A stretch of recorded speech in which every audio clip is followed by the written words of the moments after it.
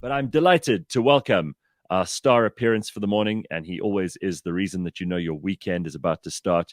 George Mienie from AutoTrader. And don't forget that AutoTrader have their own show, which you've got to listen to, the AutoTrader podcast on a Monday. Good morning, George. How are you? Morning, Gareth. Finding you. I missed the beginning of that. The whole new format. That sounds very interesting. Well, you got to keep changing things, right? We got to keep making things different and better, and figuring out what people really want, and throwing some lines into the dam and seeing which fish bite.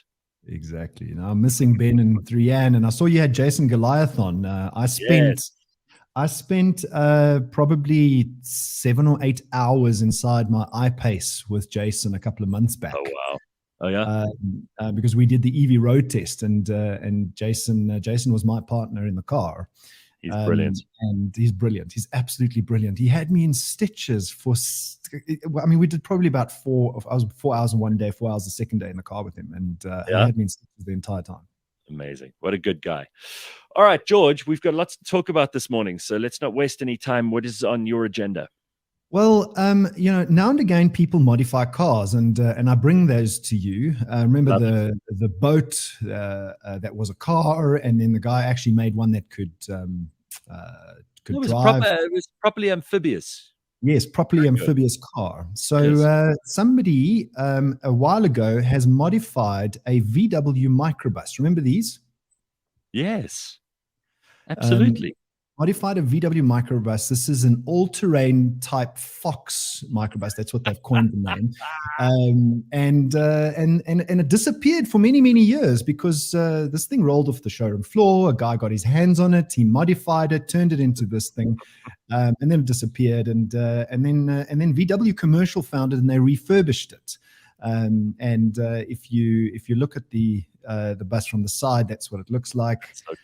So it's actually got those tracks that a tank has. Yes, it's got the tracks that a tank has, exactly. And the inside looks a bit like that. It's a little bit of a lumberjack interior. That's a shitty interior, I've got to say, yes. George. They could definitely do some work on the interior. But I like the fact that you could have an all-terrain minibus. That's cool. Yes. Very cool, very cool. And I don't. The general cars that get modified on the road today, I mean, they're a little bit boring. I mean, because people modify them to make loud exhaust sounds or whatever. But these kinds of modifications are quite interesting.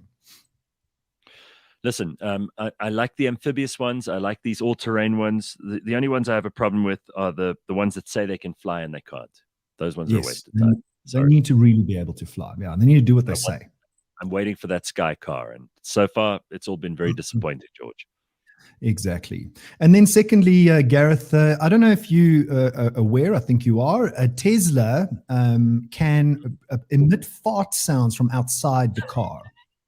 Yes. In fact, George, I don't know a lot about cars, but this little fact I did know because someone passed it on to me. You know, we're always on top of fart information.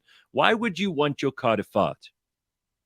Well, what people are using it for in America is to sneak up, because EVs are really quiet. So they use it to sneak up to pedestrians and then push the fart button as loud as they possibly can and give people a hell of a fright. There are lots of videos. It's almost like the fart sounds out of a Tesla have become like cat videos on YouTube. Okay, I like that. So, So the party pooper, for excuse the pun, the party pooper is the US government, because they have just banned the fart noise and Tesla's had to recall the software. Again, trust government to ruin the only funny thing that a car manufacturer has done in the last 20 years. Nice job, government. Take all the fun out of everything. God, they suck the life out of everything, don't they? I mean, if you watch some of these videos, you should go and Google, fart noises out of a Tesla on pedestrians. It's funny when people get a fright. I mean, the reasoning the government has, which I think is not great, it's stupid actually, is the fart noises are funny until someone gets hurt. That was their reasoning. Please, who's going to get hurt by a fart noise? What is that any more or less alarming than the hooter? Do you know how many times I've been sitting in a restaurant on the side of the road, or when you're walking down the road yourself as a pedestrian, and someone will hoot, and you get a bit of a fright. That's as frightening as a fart noise. At least would be hilarious.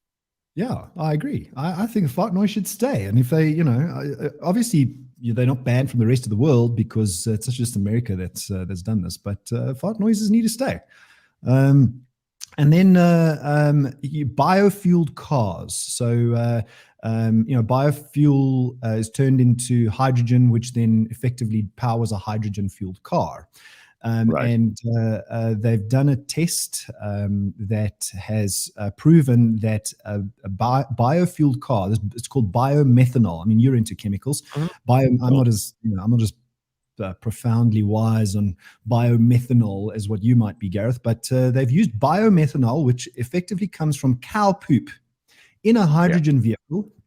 Right. And this car has traveled 2,000 kilometers on a single tank. That's incredible. And you're getting this out of cow shit. Out of cow shit, yes, exactly. George, the future is bright. We can not only find ways of using less energy and making the earth a healthier place, but we can also take some of the things that are making the earth a less healthy place and turn them into fuel. I am all for it. One day, imagine the day, oh, happy day, when we will shovel a spade full of cow shit into our car and it'll turn into kilometers of smiles. Ah, the happiness of the future. It makes me so excited about what's next. Well, Gareth, what's next is this this particular peacock.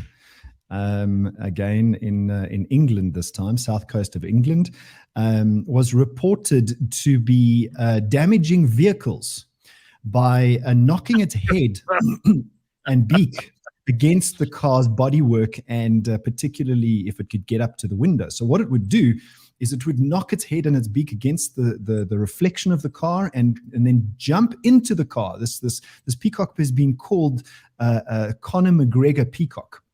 Because it's relentless and apparently scares a lot of people. And the reason this peacock is doing this is because it sees its reflection and thinks it's a mate. Oh, shit. Okay. And then attacks the car. So shame, poor peacock, but apparently this thing has been terrorizing everybody. They are very, very stupid animals, as I understand it. So they're very beautiful, particularly the male of the species, because they have those beautiful big tails and they try to impress the females by being as colorful, and they do a dance, and it's a whole like display thing.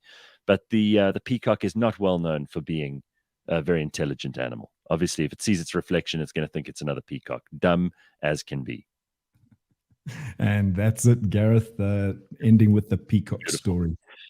Well, George, I am sure that you will be flying or driving or riding some kind of fancy automobile or plane or helicopter or God knows what this weekend. So I'm sure that you'll lead the way for the rest of us in terms of some new transportation method. And we will see you in a week's time. See you next week. Lekker stuff, George. Nice to see you. And thanks, everybody. Have an excellent Friday and a good weekend. We will catch up Monday morning, bright and early, 6 a.m. Make sure you're there. We'll be live and ready to go with lots of cool stuff. Have an awesome weekend. Cheers, everyone.